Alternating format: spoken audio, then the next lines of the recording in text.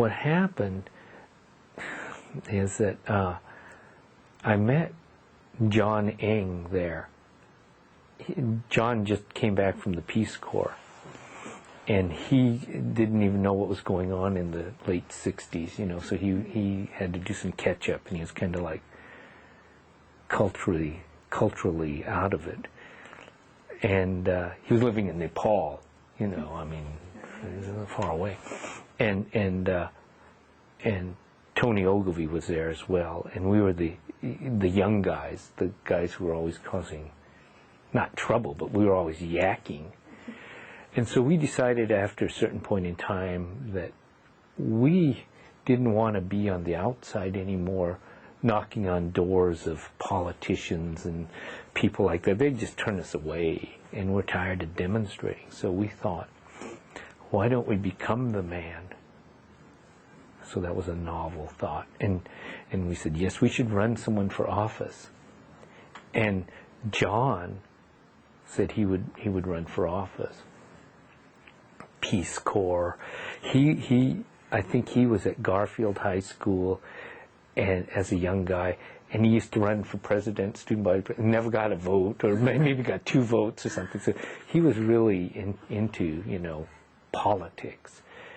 And so I said, okay, let's do this, because I'm tired of going to these politicians and all that and knocking on their doors and not knowing what's going on.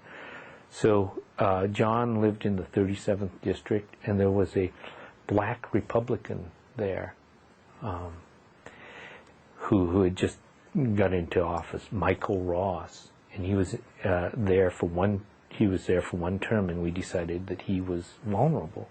I mean, a black Republican. We thought, well, we could take him on, and so we did, and that's how I became a printer. You know, I printed all the John Eng propaganda, and it looked like we had big money behind us. I mean, every day we had a different brochure, you know, and we had a friend, and I told this to Trevor earlier, who was a photographer, and we had this picture of John, and he was in a 3-piece suit, and he looked like he was 6'3". He was like 5 feet tall, you know, but he looked massive, you know, just this big fellow. That was on the brochure, you know, and we had kids canvass it all over for us, because we had this high school kid who was working with us, and she helped out on the campaign. And so we looked like this big machine. It was really me in a basement with a offset press, printing up all this stuff, and it wasn't quality stuff, you know. I mean, it would pass, but if you were a real printer, you'd say, "Oh, geez, what is this?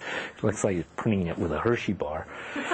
And so, but I put it out. I put it out. We had flyers, we had mailers, we had more flyers, more mailers, and he won. Yeah, he won.